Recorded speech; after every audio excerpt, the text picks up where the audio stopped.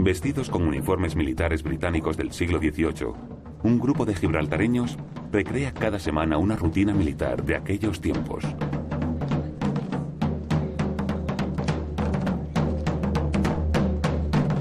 Este espectáculo, de aroma un tanto anacrónico y reciamente inglés, recuerda a los soldados de Su Majestad Británica que siglos atrás se ocupaban cada noche de cerrar las puertas de acceso a la plaza fuerte de Gibraltar. Advance, King George's Keys! All's well! Quick, march!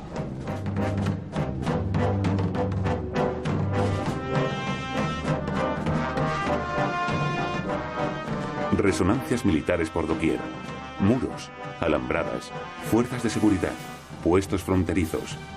Todo en Gibraltar parece hablar a gritos de un conflicto de siglos. Se trata de un contencioso que enfrenta a España y Gran Bretaña, dos naciones que hoy se reconocen amigas y socias en el marco de la Unión Europea.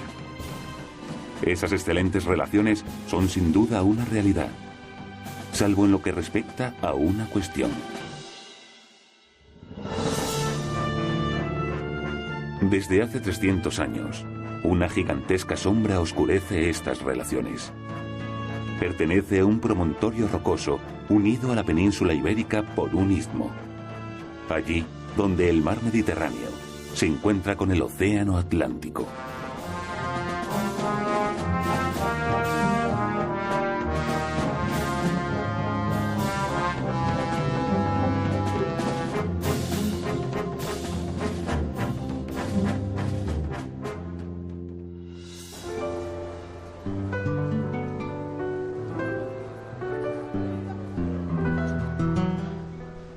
Tanto los comercios que se abren a Main Street, la vibrante calle principal de la ciudad, como las gentes que la pasean, dan fe de la forma en la que se ha ido forjando a lo largo de los siglos la identidad de este singular enclave. Un abigarrado mosaico de orígenes y culturas habita los poco más de 5 kilómetros cuadrados de extensión que tiene Gibraltar.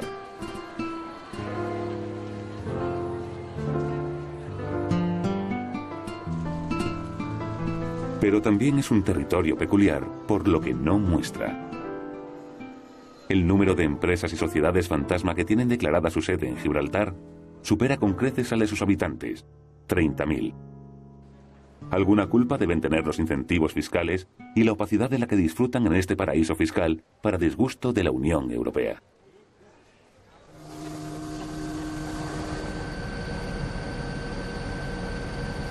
No mucho tiempo atrás, Gibraltar fue también paraíso, pero de contrabandistas. Sus aguas territoriales suponían un excelente refugio para sus actividades ilegales. Los patrones de las planeadoras con las que llevaban alijos a España buscaban en ellas ganar un arriesgado juego del ratón y el gato que libraban con las fuerzas policiales españolas.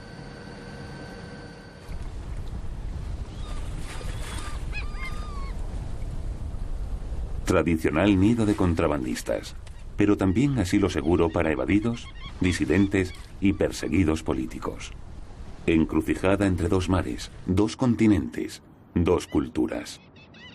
Posesión británica reclamada sin descanso por España a lo largo de los últimos 300 años.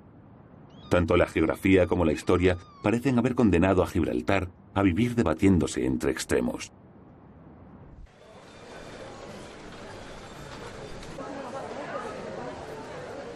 Algún viajero ha dicho de Gibraltar que es como Gran Bretaña, pero con sol. Lo cierto es que en cualquier esquina es posible toparse con símbolos evocadores de la lejana metrópoli.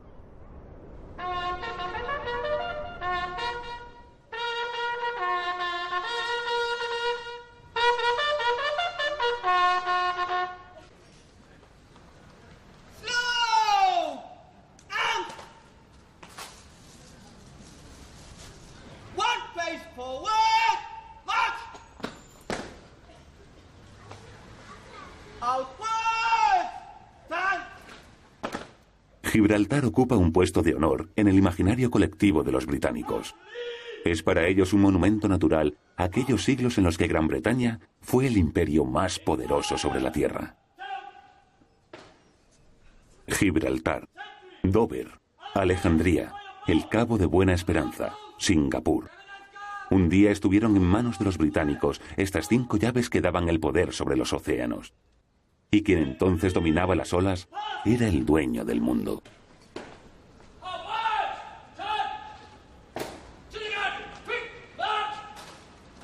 Los soldados que protagonizan esta ceremonia del cambio de guardia a las puertas de El Convento, la sede oficial de la autoridad gibraltareña, son un símbolo de aquellos tiempos de gloria. Pero a la vez, también suponen la constatación de una realidad con plena vigencia. A comienzos del siglo XXI, Gibraltar es la única colonia que queda en el continente europeo.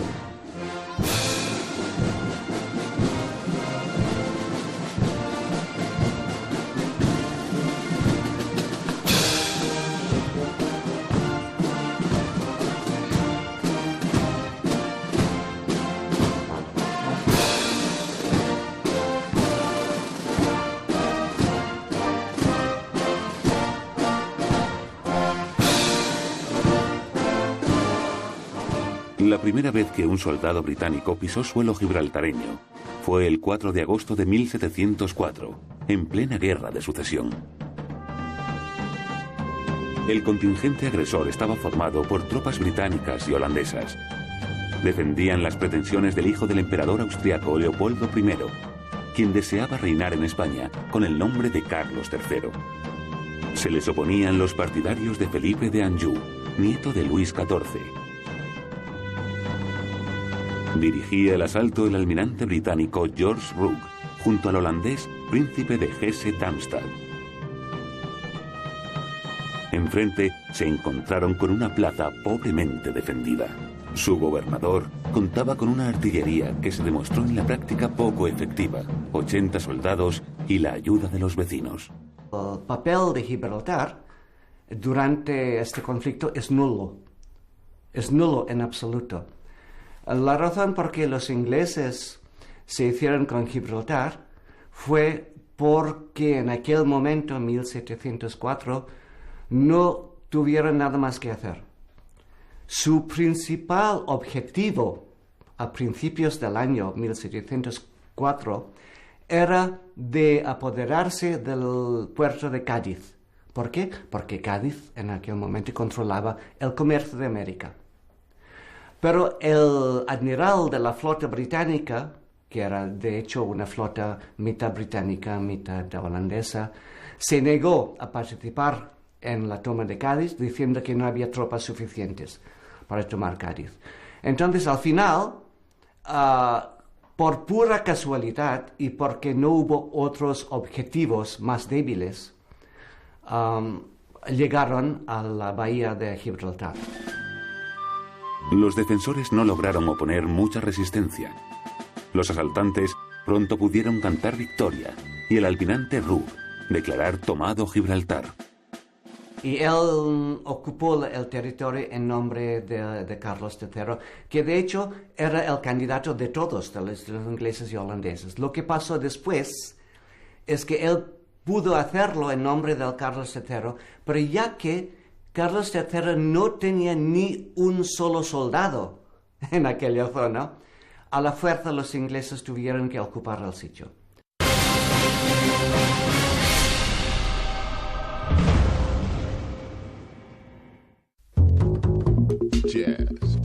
Cine con mayúsculas. Todos los éxitos de cartelera y festivales. Entrevistas, estrenos, rodajes, críticas. Toda la actualidad del séptimo arte. Días de cine. Esta noche a las 10 en la 2. Mírale ahí, jugando al billar. Vaya mesa se ha pillado, con 1000 millones. Mira mi combinación. Ojalá cuele la negra. Traidor. Voy a recuperar mi fortuna. Esta semana, botes. El jueves un único acertante podría ganar 5 millones de euros y 8.500.000 el sábado. La Primitiva.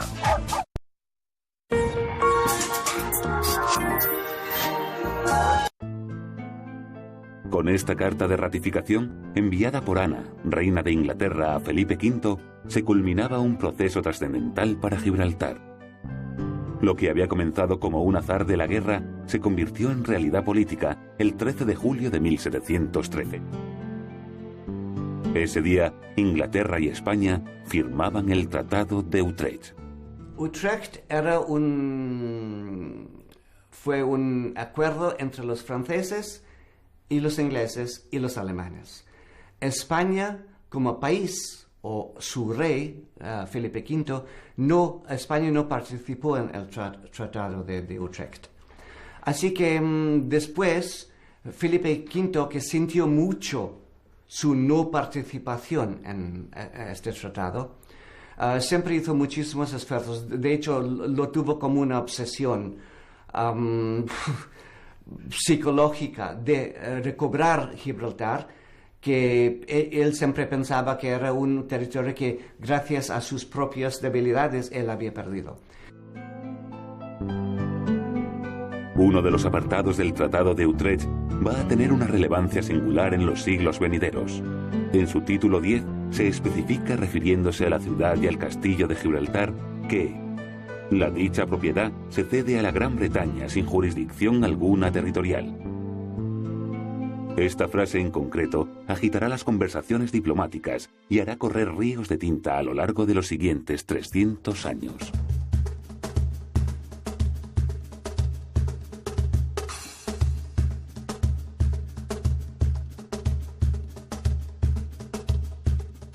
Aquí lloré a Gibraltar. Agosto de 1704.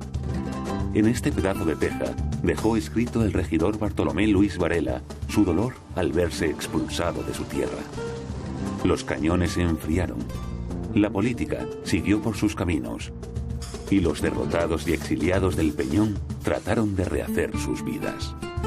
En 1710 fundan una nueva población en las cercanías de una ermita dedicada a San Roque. Hasta aquí trajeron el pendón que bordara Juana de Castilla, hija de Isabel la Católica, convertido en emblema de lo perdido y esperanza de un futuro regreso. Otros grupos de exiliados se asentarían en las cercanas poblaciones de Algeciras y Los Barrios. Pues este grupo de personas y sus descendientes durante 300 años han estado reivindicando el papel de víctimas que les corresponde en este proceso. Ellos lo perdieron todo. Perdieron sus tierras, perdieron su ciudad, perdieron sus bienes, perdieron sus casas, perdieron su entorno, lo perdieron absolutamente todo. Y sin embargo, la historia les ha olvidado totalmente.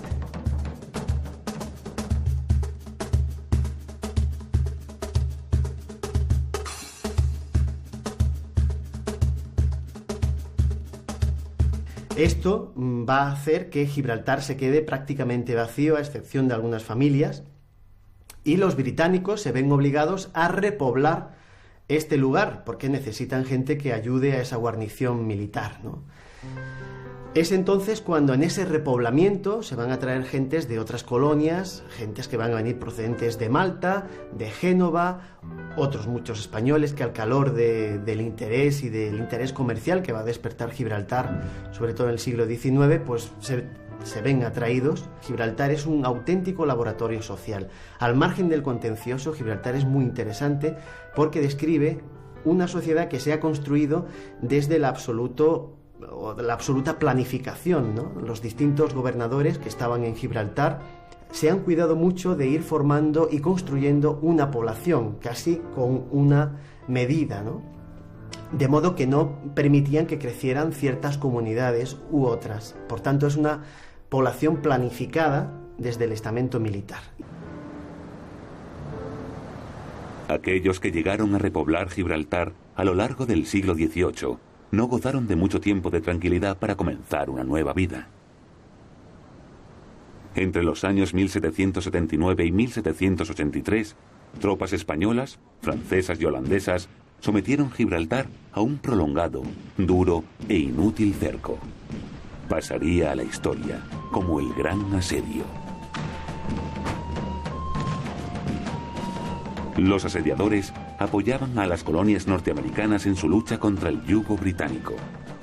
Se sirvieron del cerco para obligar a Gran Bretaña a distraer tropas y recursos en la defensa de la plaza fuerte. Los británicos se aprestaron a una defensa numantina. Esto incluyó la apertura de túneles en el corazón del promontorio rocoso. Lo que en principio debían ser solo refugios y almacenes, se convirtieron en excelentes emplazamientos desde los que hostigar a los sitiadores. Aquellos años de heroica resistencia pasarían a las páginas más ilustres de la historia militar británica. Lo que le dio a Gibraltar su nombre fue el Gran Asedio. En una guerra en que Inglaterra perdió mucho campo, perdió los Estados Unidos, en que Inglaterra tenía inferioridad en el mar por la única vez en los últimos 300 años hasta recientemente, en que las fuerzas franco-españolas y holandesas eran más fuertes en el mar que Inglaterra, pero con eso y con todo pudo mantener Gibraltar. Gibraltar comenzaba así a revestirse con una aureola mítica de lugar inexpugnable frente a los enemigos del otro lado del istmo. Unos enemigos que se estrellaban una y otra vez contra la invencible roca. Por una sola razón, porque durante el 18 España no tenía una flota. España durante el 17-18 no era una potencia naval. En cambio, Gran Bretaña sí que era la potencia naval más importante del mundo. Entonces siempre podía defender Gibraltar desde el mar.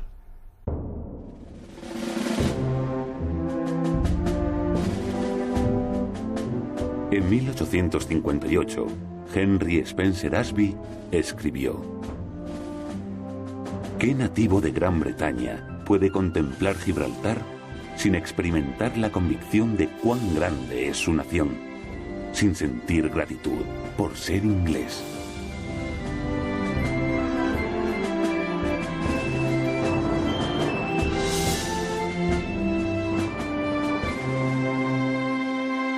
Para los británicos en su momento Gibraltar era una pieza clave de su despliegue imperial.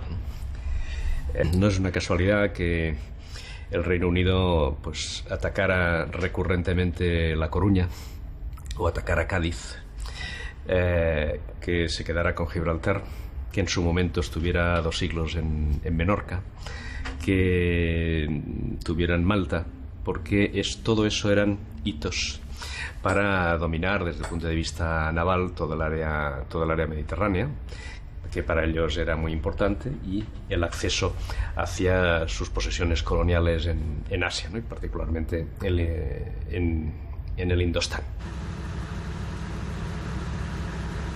La importancia de Gibraltar es un puerto de descanso. En una época cuando los barcos tuvieron que hacer descansos navegando desde la India, por ejemplo. Pero examinando Gibraltar no tiene nada. Eso es otro punto en que hay que insistir siempre. Porque tanto jaleo, tanto ruido sobre Gibraltar, cuando Gibraltar es un nada. Gibraltar no tiene tierra, no tiene agua, no tiene comida. Es un nada cero.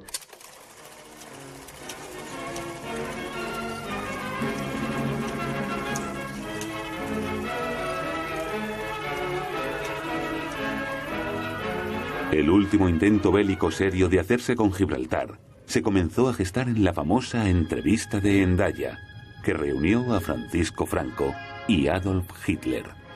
El dictador nazi quería dominar el Mediterráneo.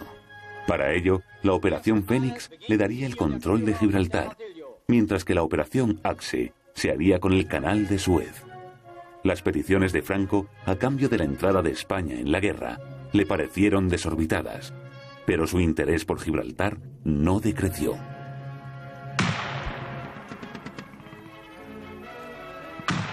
De alguna manera, a Franco le salvó la contundente derrota alemana en Stalingrado. Esta debacle militar obligó al Estado Mayor nazi a abandonar su plan de hacer entrar tropas alemanas en territorio español. 2 años antes, en junio de 1940, los propios británicos habían contemplado la posibilidad de usar Gibraltar como moneda de cambio. Una delicada situación en los frentes llevó al gabinete de guerra británico a considerar la eventualidad de devolver Gibraltar a Franco. A cambio, querían su absoluta neutralidad. Así pues, el general Invierno y las tropas soviéticas, además de cambiar el rumbo de la guerra, también evitaron que los ejércitos nazis atravesaran la península rumbo a la conquista de Gibraltar. Ya que había posibilidad de que España sería un país nazi, entonces para defenderse los aliados y sobre los británicos convirtieron Gibraltar en un gran almacén de armas y de otras cosas, evidentemente.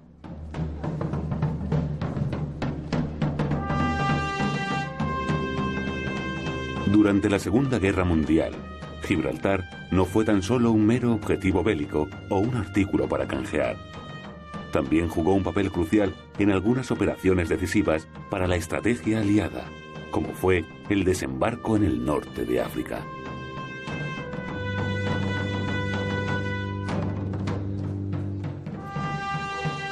El Peñón se transformó en una fortaleza dentro de una fortaleza.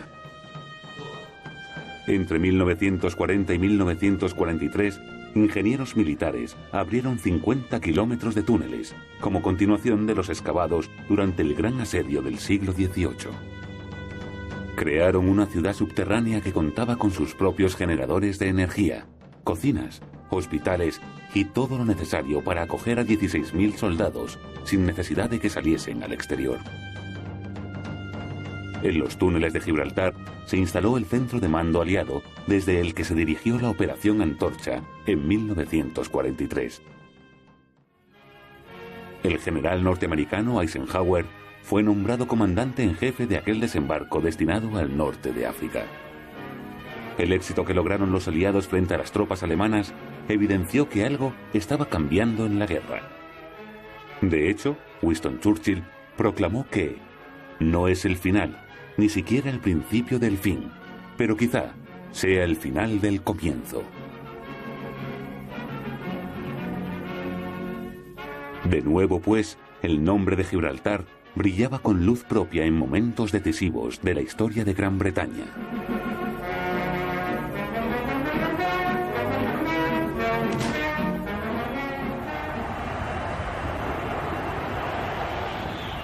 Durante lo que restó de la contienda, el Peñón siguió sirviendo como lugar de abastecimiento y descanso.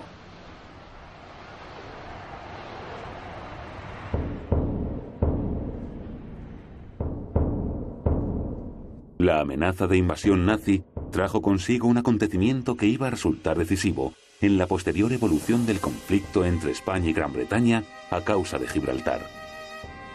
La forja de una identidad colectiva en sus habitantes.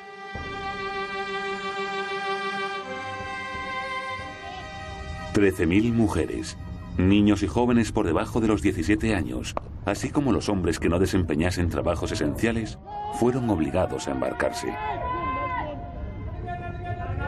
Se iniciaba la gran diáspora de Gibraltar. Sus destinos fueron Londres, Jamaica, Madeira e Irlanda del Norte. Solo regresarían a sus hogares tras el final de la contienda. Los últimos no lo harían hasta 1951. Porque fue un trauma bastante serio para el pueblo de Gibraltar. Y la reevacuación fue casi volver a formar un pueblo de 30.000 habitantes que habían estado divididos pues, en 3, 4 y 5 distintas partes del mundo, separaciones matrimoniales, padre e hijo. Pues eso fue muy traumático y podemos basar de cierta manera la reformación de Gibraltar después de la evacuación como un paso muy significativo en la toma de conciencia de lo que es ser gibraltareño. Y en ese tiempo pues la sociedad gibraltareña estaba muy españolizada. Casi toda la prensa que se leía aquí era española. Y, en fin, la cultura era española.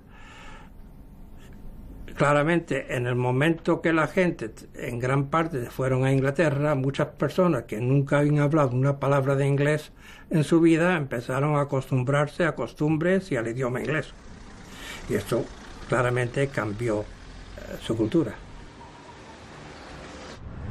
Hay tres elementos principales que hacen que el gibraltareño tome conciencia de pueblo. Una es la creación del Exchange Committee, que es una unión de los comerciantes gibraltareños que van a reivindicar al gobernador de turno sus intereses. Otro de los elementos es la evacuación durante la Segunda Guerra Mundial, que va a hacer que los gibraltareños tomen conciencia de que es un pueblo que es utilizado, que se les lleva y se les trae porque así lo quieren los militares, y esto les hace reaccionar. Y el otro elemento que les va a concienciar de que son un pueblo es la propia existencia de España, que está formando parte de su propia identidad.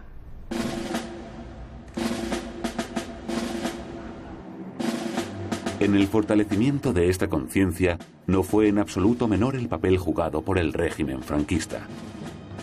La dictadura va a intentar todo para recuperar Gibraltar. Todo salvo ganarse a los gibraltareños. En la fiesta del 18 de julio de 1940, el caudillo afirmó que España cuenta con 2 millones de guerreros dispuestos a enfrentarse en defensa de nuestros derechos. El primero de ellos, el Peñón.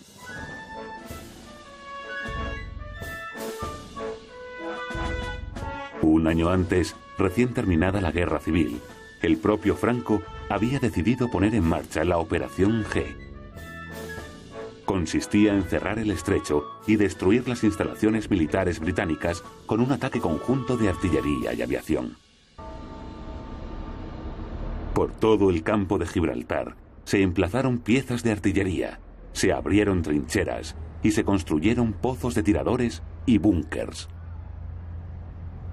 Acontecimientos posteriores no llevaron más allá la Operación G.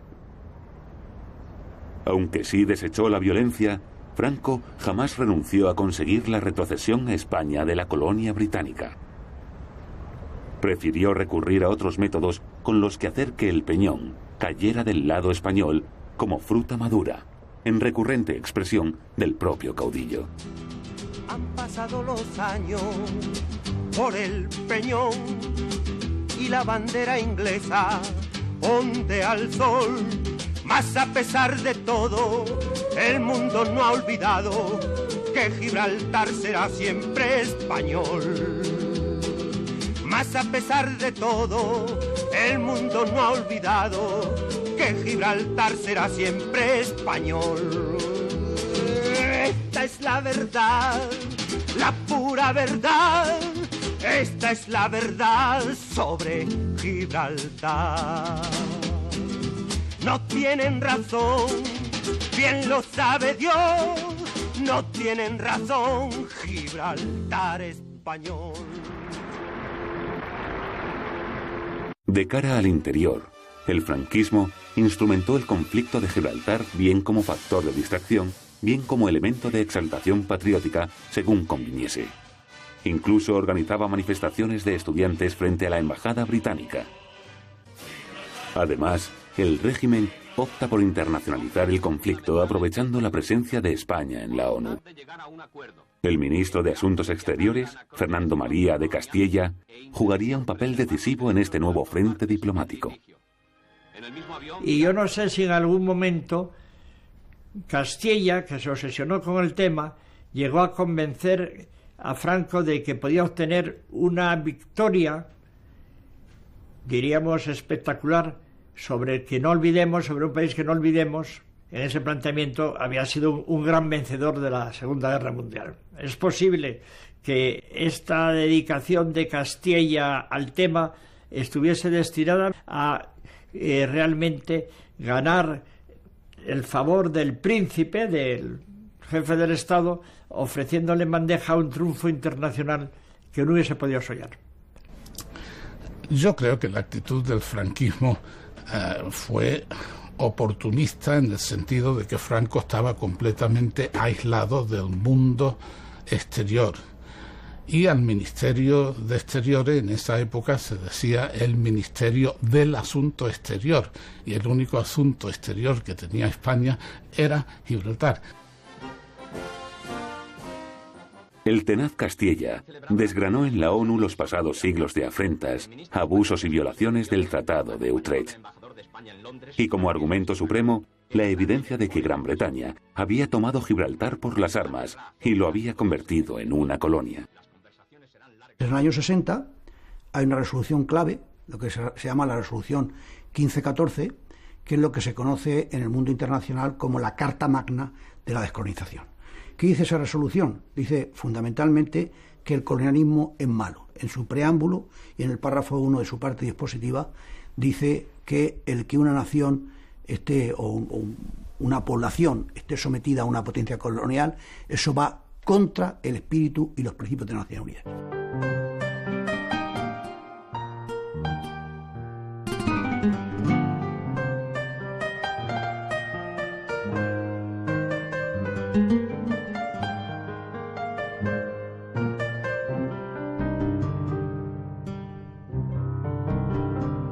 Naciones Unidas avalaba de forma clara o indirecta las tesis españolas. Decía que estamos en un problema de descolonización, esto hay que descolonizarlo, se tiene que descolonizar hablando la metrópoli, la potencia colonial, con quien lo reivindica legítimamente, y aunque hay que tener en cuenta los intereses de los habitantes, sin embargo, es un tema a tratar fundamentalmente entre la potencia colonial y la potencia que lo reivindica. El gobierno de Franco consigue el voto sólido del bloque soviético y de todos los países comunistas al favor de la reivindicación sobre Gibraltar, porque era el Pacto de Varsovia votando al contra de la OTAN, no porque eran los países socialistas defendiendo la democracia y la autodeterminación para que no entregaran a un régimen fascista que en esos años de camino estaba agarrotando a los comunistas, a sus propios correligionarios, ¿no? Y ganar en Naciones Unidas una batalla contra la Gran Bretaña, fundador de las Naciones Unidas, cuando España le había sido desnegada la entrada en las Naciones Unidas originalmente, pues diplomáticamente fue un gran éxito que puso a España en un plano distinto en relaciones internacionales. Como política era importante en la salida de España de su aislamiento después de la Segunda Guerra Mundial, más que como un tema de política interior. Ese mismo año, 1967, Gran Bretaña reacciona y trata de ganar tiempo apelando al Tribunal Internacional de La Haya. También decide organizar un referéndum en Gibraltar. El 99% de los votantes elige permanecer bajo la corona británica, al tiempo que se dotan de una constitución. Tanto la consulta popular como la Carta Magna recién nacida fueron declaradas nulas por la ONU. Mientras tanto, los ánimos a uno y otro lado de la verja se crispan más y más, al tiempo que se impone un diálogo de sordos, donde solo los mutuos reproches consiguen hacerse oír. La política de Castilla fue en Naciones Unidas eficaz, pero partió del supuesto de una psicológico que era muy típico de aquella época y de la prensa de aquella época, de descalificar a la población de Gibraltar, que si era híbrida, que si judíos, una serie de cosas que realmente han herido. Había una campaña antigibraltareña, y como todos los gibraltareños en ese tiempo escuchaban a televisión española y escuchaban estos discursos disparatados contra ellos, pues o sea que le causaba mucha impresión. Entonces España era nuestro enemigo.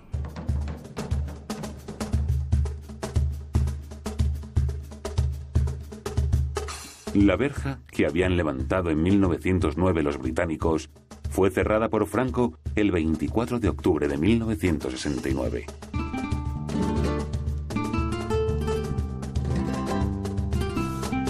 Los gibraltareños quedaban atrapados en la sombra del peñón. Se aísla a un pueblo y se le marca de cierta manera, pues eso lo que hace es reconcentrar el pueblo en su identidad. Y claro, esa época de cierre de frontera ha tenido ese efecto en Gibraltar indudable. El cierre de la verja no fue gratuito, fue por un movimiento que habían hecho los británicos para una construcción a Gibraltar, que aquí se consideró un acto inamistoso y que iba totalmente en contra del Tratado de Utrecht. Y por eso a veces se dice que el régimen de Franco utilizó Gibraltar con fines demagogos, populistas, patrioteros, y yo digo que qué duda cabe de que lo hizo. Pero con frecuencia, si somos justos, era para responder a alguna medida británica que perturbaba el espíritu y la letra del Tratado de Utrecht. Sé perfectamente bien que el cierre de la verja, y lo sé porque él lo decía, fue una medida que se tomó para efectos internacionales porque ayudaba su tesis y demostraba su tesis ante Naciones Unidas. Y Castilla llegó a decirme, bueno, hemos ganado una batalla diplomática, ahora tenemos que ver cómo nos ganamos Gibraltar. O sea, Inglaterra en ese momento le dio mucho dinero a Gibraltar para que pudiera seguir viviendo. Los que lo sintieron más eran los españoles o de familia española que vivían aquí, tenían sus madres, sus abuelos, que estaban enfermos, que no podían visitarlos. A partir del cierre y con el cierre, Gibraltar entra en una depresión económica muy grave, que se ve sustentada por su afianzamiento con las relaciones con Gran Bretaña debido a que está aislado. Y es a partir de este momento cuando van a nacer una conciencia quizás más de pueblo, una conciencia basada pues en distintos elementos que han ido configurando la identidad gibraltareña. El aislamiento fue un duro golpe que sumió a Gibraltar en casi una economía de guerra. Pero no lo sería menos para las poblaciones limítrofes. Unos 5.000 españoles se vieron directamente afectados por el cierre total de la verja al perder su trabajo en el peñón. Esta estatua fue erigida frente a la roca en memoria de todas aquellas vidas truncadas, de aquellos tiempos inciertos que parecían devolver al campo de Gibraltar a pasadas épocas de penurias.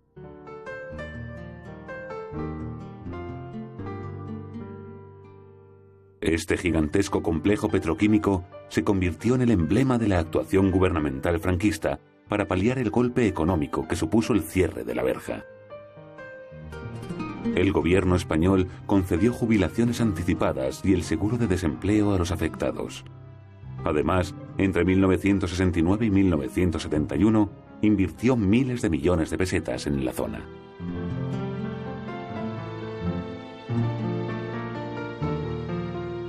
Los años fueron pasando mientras Gibraltar y su campo se resignaban a vivir el uno sin el otro. De un lado de la verja se añoraba a familiares y amigos y una vida sin restricciones fronterizas. Del otro se sentían de nuevo bajo asedio, esta vez por parte de un régimen dictatorial que se encaminaba hacia el ocaso.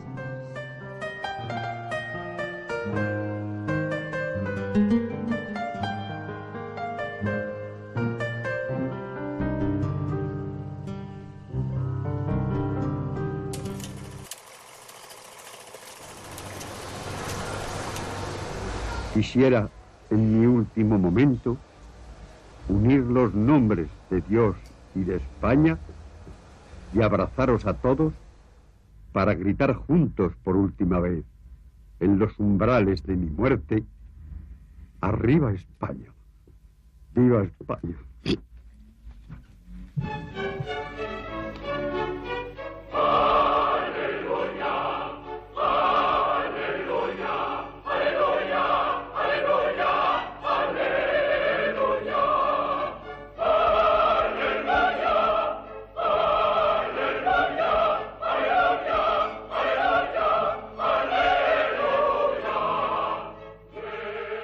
Lo triste es que Gibraltar no vio el cambio que hubo en España desde el año 70 en adelante. Mismamente antes de la muerte de Franco, España iba cambiando muchísimo, pero Gibraltar no lo vio.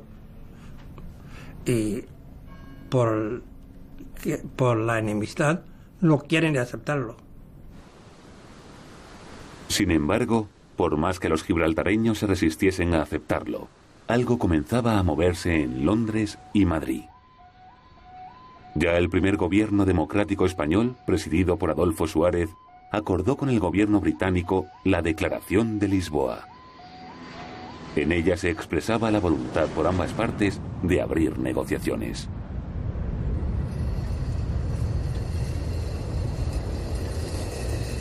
El primer Consejo de Ministros del gobierno socialista, que se formó el 7 de septiembre, si no me equivoco, de diciembre de 1982, planteó yo el tema de Gibraltar y hago la propuesta de que se abriese la verja a uso peatonal y que en general se iniciase una política de entendimiento y de diálogo con la población de Gibraltar.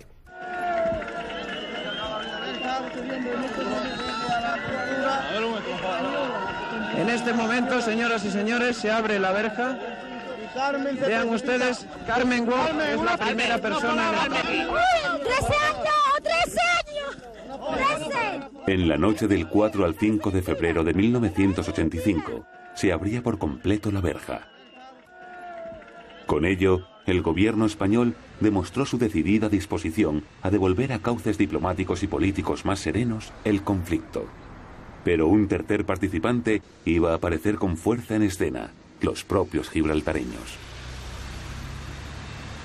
De la Declaración de Bruselas de noviembre de 1984, en la que por primera vez el gobierno británico, después de haberse negado a ello durante décadas o siglos, acepta negociar todos los temas, incluido literalmente el de la soberanía.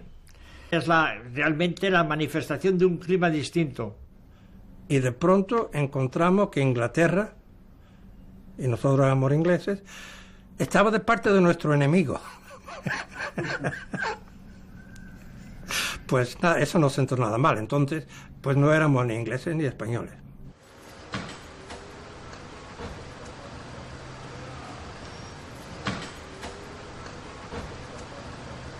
El Gibraltar de antes del 69 no era el mismo que después del 85. Existía un nivel de autonomía y de autogobierno y de decisión mayor en el 85 que en el 69 en ambas partes. La aspiración del gibraltareño a la autodeterminación lo crean los ingleses. Los ingleses exportaron sus ideas a las colonias y luego se encontraron que los habitantes de las colonias se lo tomaron en serio y quisieron ponerla en práctica.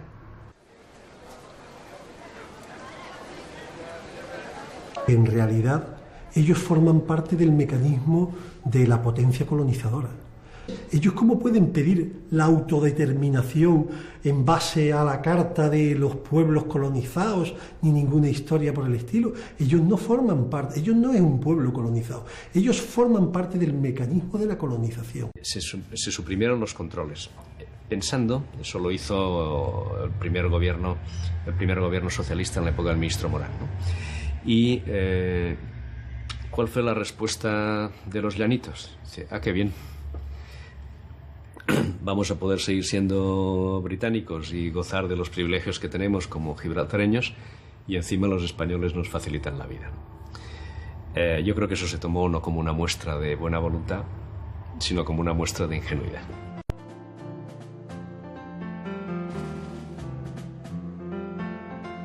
Así pues, España se quedaba de nuevo a las puertas del ansiado pacto. Gran Bretaña relegaba hacia el futuro el enojoso problema. Y Gibraltar aprovechaba las nuevas circunstancias para beneficiarse de su condición de paraíso fiscal, amén de otras actividades poco amigas de la ley. Sin embargo, la llegada al poder de Tony Blair y José María Aznar trajo un nuevo impulso negociador en el que Gran Bretaña y España parecían compartir el firme deseo de llegar por fin a un acuerdo. Se estableció una corriente de entendimiento mutuo, favorecida por otra parte por la amistad que mantenían los dos primeros ministros de los dos países. Y bueno, los dos primeros ministros nos encargaron que explorásemos otras posibilidades.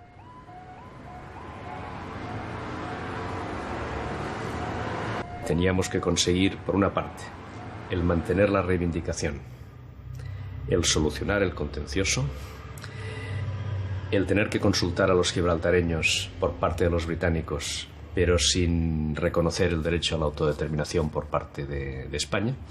Y además había algún que otro problemilla, o no tan problemilla, que se mezclaba con toda esta ya de por sí dificilísima historia, que era la base naval militar.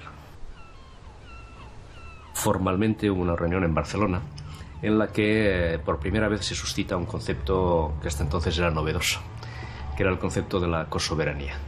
Por lo tanto, significa avanzar en las dos condiciones sine qua non, las dos líneas rojas que teníamos cada uno de los gobiernos.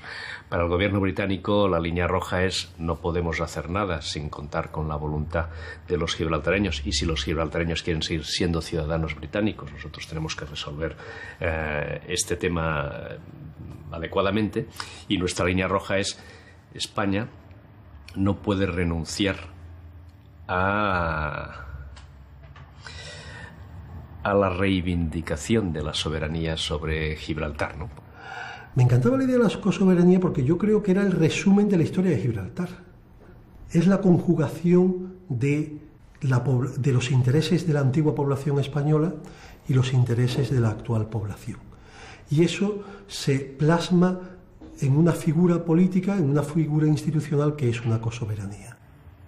Hubo un obstáculo que fuimos incapaces de superar, que fue la clara manifestación de voluntad explícita de los gibraltareños de no aceptar el trato entre los dos gobiernos.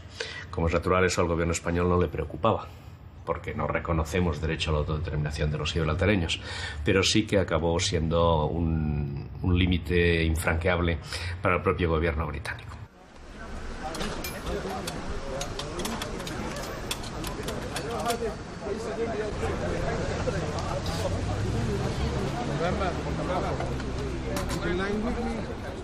No estamos hablando de un peculiar patriotismo gibraltareño, sino de una defensa acérrima de unos determinados intereses económicos.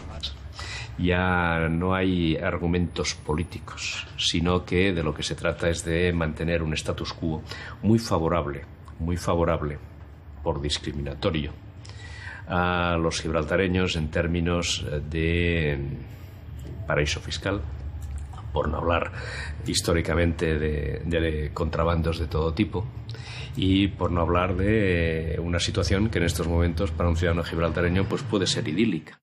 Gibraltar es un país como Andorra. Como Andorra tiene su propio parlamento, tiene sus propias leyes, tiene su propia administración. Es absurdo hablar de colonias. Colonias sí que existen en el Mediterráneo, pero son de España. Y los gibraltareños muestran una contradicción muy grande, en general, entre los comportamientos y las aptitudes.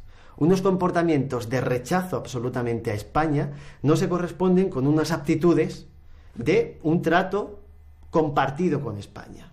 Y así tenemos a una gran mayoría, casi un 20% de gibraltareños que pueden tener su segunda residencia en España. Muchos gibraltareños que llenan los hospitales del campo de Gibraltar. Es decir, llevan una vida compartida con España, pero claramente, sin embargo, tienen un comportamiento de rechazo total. Y esa es la contradicción, ¿no?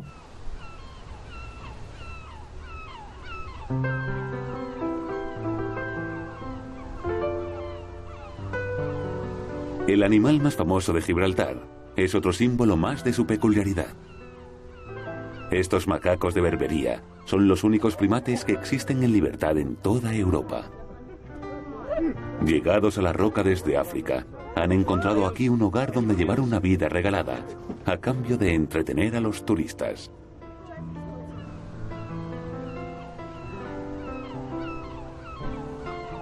En Gibraltar, es una creencia popular que los británicos no se irán del peñón mientras queden monos en él. Mientras que Gibraltar tenga el auge económico que tiene ahora, no hay nada que hablar, porque nadie les va a forzar, y además todo el mundo quiere defender su posición y quiere defender sus intereses. Creo que ha llegado un momento en que los gibraltareños piensen no en intereses nacionalistas europeos, no somos una nación, tenemos una vinculación muy fuerte con la Gran Bretaña, así como la tenemos por nuestra vecindad con España. Y lo que debemos de ir es buscando solución a eso, que permita el desarrollo de Gibraltar dentro de una zona que se está desarrollando sin Gibraltar. Yo creo que el futuro de Europa va a estar en componentes que son estados que tienen raíces culturales y políticas y sociales más antiguas que muchos de los estados que existen hoy, y que Inglaterra a lo mejor se queda con el país de Gales, o a lo mejor no, pero definitivamente pierde a Escocia, y que España a los vascos definitivamente lo pierde, y posiblemente a los catalanes y a los gallegos. Y entonces no podrán decir Gibraltar tiene que retornar a la patria madre, porque si no la integridad territorial nos vamos a quedar nosotros y Andalucía solo. Gibraltar siempre ha venido muy bien, creo que a las tres partes que forman el conflicto de Gibraltar. Algunas veces ha venido bien a los británicos tener a España siempre con una cuestión peliaguda en su territorio, que afecta a su soberanía y que afecta a las relaciones de vecindad con el territorio que circunvecina a Gibraltar. También España ha utilizado a Gibraltar en ciertas ocasiones, sobre todo en la época franquista, incluso mucho antes. Y los propios gibraltareños han utilizado también a Gran Bretaña y a España muchas veces para conseguir sus intereses y sus deseos, ¿no? En la Constitución Europea lo que se dice es: señores de Gibraltar, ustedes están en Europa, tienen que cumplir con las directivas comunitarias, también respecto a los aspectos financieros y a los aspectos tributarios que impiden la existencia de paraísos fiscales en territorio europeo. Su representación exterior la ejerce única y exclusivamente el Reino Unido, y en cualquier caso las posiciones de los dos países respecto a la colonia siguen siendo las mismas que ha habido históricamente en el marco del Tratado de Utrecht y en el marco de las resoluciones de Naciones Unidas, que establecen que Gibraltar ya es de las pocas colonias que todavía no se han sometido a un régimen de descolonización. Yo creo que la Constitución Europea cierra bien cualquier intento soberanista o secesionista o autodeterminista de Gibraltar, y deja las cosas tal y como estaban, y por lo tanto en disposición de ser reabiertas cuando, y algún día llegará, las circunstancias políticas lo vuelvan a hacer posible.